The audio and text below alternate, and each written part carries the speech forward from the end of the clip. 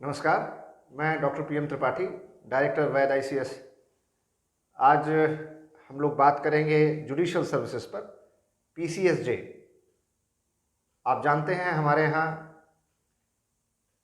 अखिल भारतीय सेवा, सिविल सेवा के अलावा राज्य स्तर पर न्यायिक सेवा भी होती है और बहुत सारे हमारे जो लॉ के स्टूडेंट्स हैं वो जुडिशियल सर्विसेज की तैयारी करते हैं। तो हम आज ये जानना चाहेंगे, समझना चाहेंगे कि किस तरीके से अगर आप लॉ के स्टूडेंट हैं और जुडिशियल सर्विसेज में अपना करियर बनाना चाहते हैं, पीसीएसजे की तैयारी करना चाहते हैं, साथ में एपीओ या दूसरे लॉ से जुड़े हुए पद हैं, उनके लिए आप अप्लाई करना चाहते हैं, तो किन बातों का खास ध्यान रखें और कैसे तैयारी करें। मेरे साथ हमारे लॉ के eminent faculty member Amit sir हैं और उनसे जानेंगे, पूछेंगे कि कैसे स्टूडेंट्स को पीसीएसजे की तैयारी करनी चाहिए।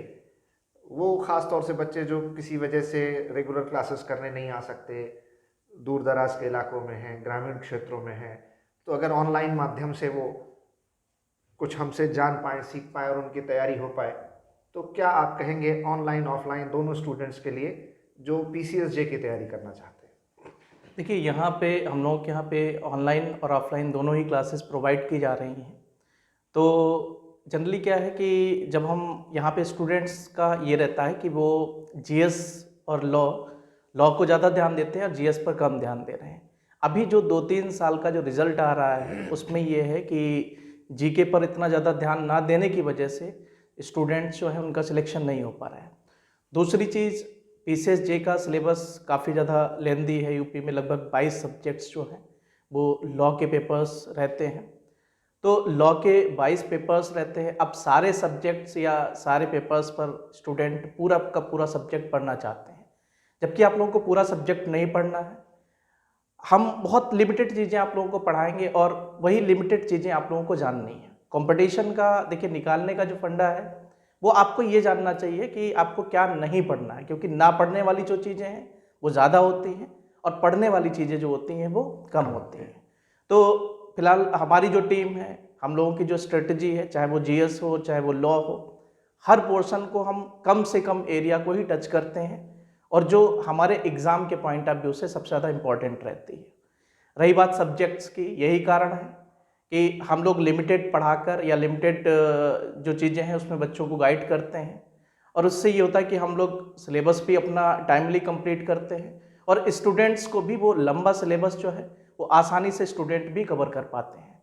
तो जैसे मैं एग्जांपल के तौर पर अगर हम बात करें कि आईपीसी में 511 सेक्शंस हैं, उसमें मुश्किल से मैंने जो पढ़ाया है स्टूडेंट्स को, वो मुश्किल से अगर पढ़ाया होगा तो 60 से 70 सेक्शन। तो देखिए, हम लोगों को बहुत लिमिटेड सेक्शंस पढ़ने हैं और उन्हीं लिमिटेड सेक्शंस से जो भी क्वेश्चंस वगैरह हैं वो वहीं से पूछे जाते हैं।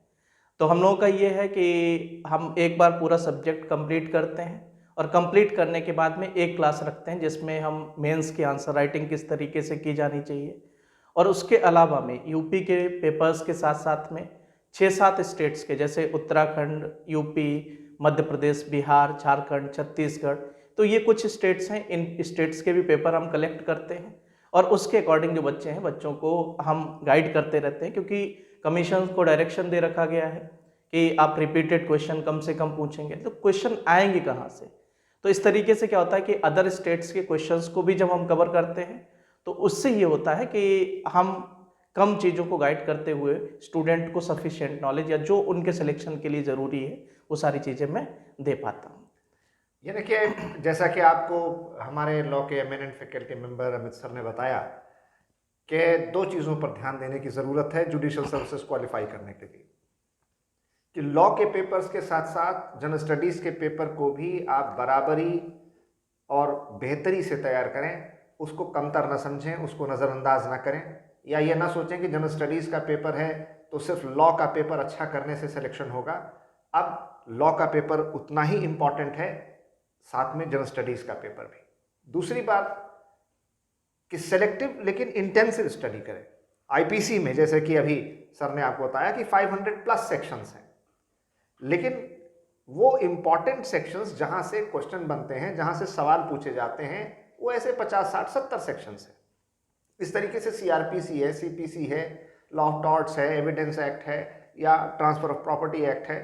वो बहुत बड़े कानून हैं, उनमें बहुत सारे सेक्शंस हैं, लेकिन ज़्यादातर कुछ इंपॉर्टेंट सेक्शंस जिनसे ज़्यादा सवाल पूछे जाते हैं, जिनसे ज़्यादा जुडिशियल सर्विसेज में क्वेश्चंस आते हैं, जो ज़्यादा इंपॉर्टेंट हैं, केवल आप उनको पढ़ करके, न कि पूरा का पूरा आप एविडेंस एक्ट पढ़ें, पूरा का पूरा ट्रांसफर प्रॉपर्टी एक्ट पढ़ें, पूरा का पूरा आईपीसी पढ़ें, बल्कि इनको सेलेक्ट करें और फिर इंटेंसिव स्टडी करें कि उनमें जो आपने सेक्शंस चुने हैं, फिर उससे जुड़ा कुछ भी सवाल आएगा तो आप उसका आंसर सही तरीके से कर पाएंगे।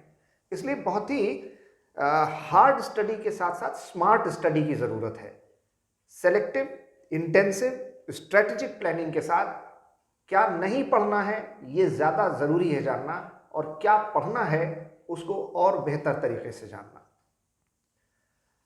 अमित, आप ये बताइए कि जो कॉन्स्टिट्यूशनल लॉ का पेपर होता है, ये जनरल स्टडीज़ के भी, हमारे जो सिविल सर्विसेज के स्टूडेंट हैं उनके लिए भी, और लॉ के जो स्टूडेंट हैं उनके लिए भी, तो क्या लॉ के कॉन्स्टिट्यूशनल लॉ वाले पेपर और जनरल स्टडीज़ के इंडियन पॉलिटी और कॉन्स्टिट्यूशन, इनमें कुछ फ़र्क है या उस अप्रोच से काम चल सकता है? हाँ, देखिए, अगर काफ़ी हद तक देखा जाए तो काफ़ी हद तक दोनों में सिमिलरिटी है, क्योंकि मैं एक एग्जांपल के तौर पर बात करता हूँ कि यूपी पीसीएसजे 2015, तो 2015 का जो पेपर था, जनरली क्या होता है कि जब हम पीसीएसजे का एग्ज़ाम दे रहे होते हैं तो कॉन्स्टिट्यूशनल लॉ के हिसाब से सबसे ज़्यादा जो इम्पोर्टेंट है वो fundamental right, directive principle of state policy.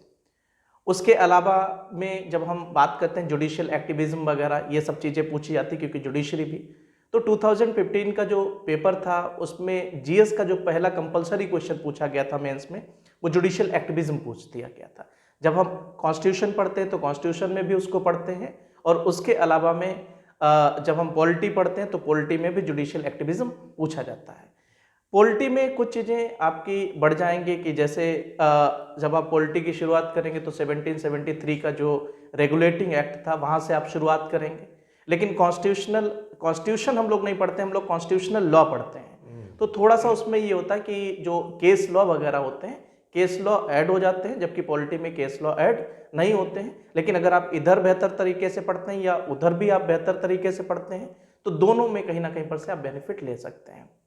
तो जैसे बहुत सारे लॉ हैं जिनके पेपर्स हैं, 22 पेपर्स सब्जेक्ट्स हैं लॉ के, उसमें से आईपीसी, सीआरपीसी, सीपीसी, ये जो तमाम इम्पॉर्टेंट एरियाज हैं, इनको कैसे स्टूडेंट आइडेंटिफाई करें कि ये इम्पॉर्टेंट सेक्शंस हैं, हमारे एग्ज़ाम के लिए ज़्यादा महत्वपूर्ण हैं, इनसे ज़्यादा सवाल आते हैं, ये स्टूडेंट कैसे तय करेंगे? सर, इसका हमने जब हम क्लास लेते हैं तो इसकी स्ट्रेटजी बच्चों को बताते हैं क्लास में।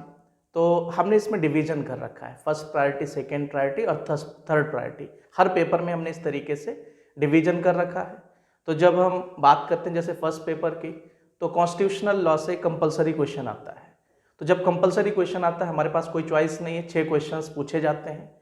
टोटल 9 सब्जेक्ट्स हैं पहले पेपर में, तो 6 क्वेश्चंस जब पूछे जाते हैं तो कोई ना कोई तो सब्जेक्ट ऐसा होगा जहाँ से कम क्वेश्चंस आएंगे। तो उसमें हमने कैटेगरी डिवाइड कर रखी है कि फर्स्ट कैटेगरी, सेकेंड कैटेगरी और थर्ड कैटेगरी। तो थर्ड कैटेगरी में जो इन सब्जेक्ट्स को हमने रखा है, अगर उन सब्जेक्ट्स पर हम ध्यान नहीं भी देते हैं या एक आध सब्जेक्ट हमने टच नहीं कर पाया, बच्चे जब उन सब्जेक्ट्स को टच नहीं कर पाते हैं तो कुछ नेगेटिव ख्याल उनके दिमाग में आते हैं, और उस नेगेटिविटी की वजह से जो पेपर उनके तैयार होते हैं उस पर भी उनका इफेक्ट पड़ता है, क्योंकि ऑलरेडी मेंस का बर्डन होता ही होता है, और जो चीज़ हमारी नहीं तैयार होती वो हमें ज़्यादा खलती है उस समय। तो बिल्कुल परेशान होने की आवश्यकता नहीं है आप लोगों को, क्योंकि थर्ड कैटेगरी में कुछ सब्जेक्ट्स ऐसे हैं जो जनरली स्टूडेंट्स को ना तो सेमेस्टर लेवल पर ना एलएलबी में उस तरीके से गए। हालांकि हम आपको सारे सब्जेक्ट्स बताएंगे, लेकिन अगर आप उन पे ध्यान नहीं भी देंगे या कम ध्यान दे पाएंगे तब भी आपका किसी भी तरीके के कोई लॉस नहीं होगा। यानी कि फर्स्ट, सेकंड, थर्ड, ये जो कैटेगरीज हैं, इसका मतलब ये है कि फर्स्ट कैटेगरी के वो एरियाज हैं जिनमें सबसे ज़्यादा इम्पॉर्टेंट हैं, जिनमें सबसे ज़्यादा सवाल पूछे जाते हैं। सेकंड कैटेगरी जिनमें थोड़ा कम, और थर्ड जिनमें सबसे कम सवाल पूछे जाते हैं। यानी महत्ता की दृष्टि से, इम्पोर्टेंस के सिग्निफिकेंस के हिसाब से ये कैटेगराइजेशन किया जाता है। लेकिन एक बात मैं आपको बताना चाहूँगा कि हम लोग के यहाँ जो जनरल स्टडीज़ या लॉ के लिए पीसीएसजे की क्लासेस होती हैं, हम लोग सारे पेपर्स को कवर करते हैं, लेकिन उसमें आपको एक प्रायोरिटी, एक क्रम बता देते हैं कि इस पेपर में कहाँ कहाँ से ज़्यादा इम्पॉर्टेंट क्वेश्चंस कहाँ से बन सकते हैं, कहाँ कहाँ से सवाल आते रहे हैं, कहाँ से सवाल आ सकते हैं। इस हिसाब से ये सबसे इम्पॉर्टेंट एरिया है, यानी कैटेगरी 1। उसके बाद कुछ वो हिस्से हैं जिनमें कम सवाल आते हैं, लेकिन कैटेगरी 1 की तुलना में कम है, लेकिन कैटेगरी 3 की तुलना में ज़्यादा है, तो उन पर थोड़ा ध्यान देने की ज़रूरत है। और कैटेगरी 3 जिनसे बहुत कम सवाल आते हैं या कभी कभार ही सवाल पूछे जाते हैं, फिर भी उनको अगर पढ़ेंगे तो ज़्यादा अच्छा रहेगा, क्योंकि हमारी मेहनत, हमारी पढ़ाई में कोई कमी ना रहे, हमारी तैयारी पूरी रहे, तो हमारी सफलता की संभावनाएं बढ़ जाती हैं। कुछ खास किताबें या रेफरेंस या स्टडी मटेरियल के सोर्सेस क्या होने चाहिए, अमित कुछ बताएंगे स्टूडेंट्स को? सर मेरे ख्याल से सबसे बेहतर जो है वो सभी स्टूडेंट्स को बेयर एक्ट ही पढ़ना चाहिए, क्योंकि जब स्टूडेंट बेयर एक्ट पढ़ेंगे तो बेयर एक्ट से ये होगा कि उनकी इंटरप्रिटेशन करने की जो क्षमताएं हैं, जो कैपेसिटी है, वो बढ़ेगी। बुक्स में क्या होता है कि बुक्स में सारी चीज़ें दी रहती हैं, तो कहीं ना कहीं पर से सोचने समझने की जो क्षमता होती है वो बच्चों की शून्य हो जाती है। तो मैं यही कहूँगा कि आप लोग अगर लॉ की पढ़ाई कर रहे हैं, पीसीएसजे की पढ़ाई कर रहे हैं, तो बेयर एक्ट से बेहतर आपके लिए कुछ भी नहीं है। जब आप इसको समझ जाएंगे तब किसी भी तरीके से कोई भी नया सब्जेक्ट पढ़ेंगे आपको किसी भी तरीके की कोई दिक्कत नहीं होगी। हाँ, केस लॉ वगैरह के लिए आप कोई ना कोई मंथली मैगजीन वगैरह भी प्रेफर कर सकते हैं। ऑनलाइन बहुत सारी कंटेंट वगैरह पढ़ता रहता है केस लॉ वगैरह के लिए, वो आप ले सकते हैं। AIR का सब्सक्रिप्शन वगैरह है, वो ले सकते हैं।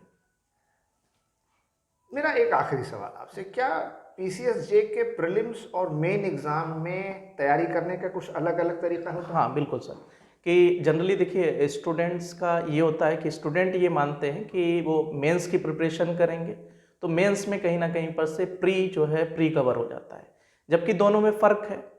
कि मैं कुछ स्टेट का छोड़ के, जैसे दिल्ली जुडिशरी की अगर बात की जाए तो वहाँ पे मेंस और प्री में बहुत ज़्यादा फ़र्क नहीं है, लेकिन बाकी सारे स्टेट्स में मेंस और प्री में बहुत ज़्यादा, महाराष्ट्र जुडिशरी में भी है कि महाराष्ट्र जुडिशरी में पीसीएसजे का जो सीपीसी का पेपर है, तो सीपीसी में प्री और मेंस में बहुत ज़्यादा फ़र्क नहीं है। लेकिन बाकी स्टेट्स की अगर हम बात करें तो प्री और मेंस में बहुत ज़्यादा फ़र्क है। प्री में ये होता है कि जो अप्रोच होता है वो फैक्चुअल क्वेश्चंस ज़्यादा पूछे जाते हैं अपेक्षाकृत कॉन्सेप्चुअल क्वेश्चंस के, जबकि मेंस जो होता है वो पूरी तरीके से कॉन्सेप्चुअल होता है। दूसरी चीज़, मेंस में कुछ लिमिटेड एरिया है जहाँ से क्वेश्चंस बन सकते हैं, क्योंकि उसमें लिखना रहता है, क्वेश्चंस वगैरह आते हैं, तो ऐसा सेक्शन रखा जाएगा जिसमें कुछ ना कुछ कंटेंट हो लिखने के लिए। प्री में कहीं से भी क्वेश्चन पूछा जा सकता है क्योंकि वहाँ पर फैक्चुअल क्वेश्चंस आते हैं। तो प्री के लिए हमें ज़्यादा पढ़ना पड़ेगा और मेंस के लिए हमें कम से कम सेक्शंस जो होंगे, कम से कम सेक्शंस को टच करना पड़ेगा। इसीलिए हमने यहाँ पर ये भी प्री और मेंस का अलग अलग कर रखा है। 6 दिन की जो आपकी क्लासेस वगैरह हमने रखी हैं वो केवल मेंस की क्लासेस होती हैं, और बाकी संडे का जो हमारा रिवीजन क्लास होता है तो उसमें हम प्री का एकदम अलग कर देते हैं, ताकि बच्चे इस बात को समझ सकें कि प्री और मेंस की अप्रोच है बिल्कुल अलग है, और हमें किस तरीके से प्री की प्रिपरेशन करना है और किस तरीके से हमें मेंस की प्रिपरेशन करना चाहिए। तो दोनों की अप्रोच में ज़मीन आसमान का फ़र्क है। तो आपने देखा और समझा कि किस तरीके से जुडिशियल सर्विसेज की तैयारी की जा सकती है, और इसके लिए हम लोग के नए बैचेस शुरू हो रहे हैं। अगर आप ज्वाइन करना चाहते हैं तो ये जो नंबर नीचे डिस्प्ले हो रहा है, ये कांटेक्ट यहाँ पर कर सकते हैं। ऑनलाइन और ऑफलाइन दोनों ही क्लासेस आप वैद ICS में कर सकते हैं। बहुत ही अच्छे रिजल्ट्स हम लोग के लगातार पिछले कई सालों से जुडिशियल सर्विसेज में रहे हैं, और 1988 से सिविल सर्विसेज और जुडिशियल सर्विसेज के फील्ड में वैद ICS ने एक बेहतरीन कामयाबी हासिल की है। हम चाहते हैं आप भी अपने भविष्य में यदि सिविल सेवा या न्यायिक सेवा में अपना करियर बनाना चाहते हैं तो आप ज़रूर कामयाब हो सकते हैं। हमारी शुभकामनाएं आपके साथ हैं। आप हमारा नया बैच ज्वाइन कर सकते हैं, और आपको सिलेबस के साथ साथ हम लोग आंसर राइटिंग कैसे करना चाहिए इस पर भी अलग से model answer writing, question answer, test और कॉम्प्रिहेंसिव प्रिपरेशन एक पूर्ण समग्रता के साथ आपकी तैयारी कराते हैं। धन्यवाद। जय हिंद।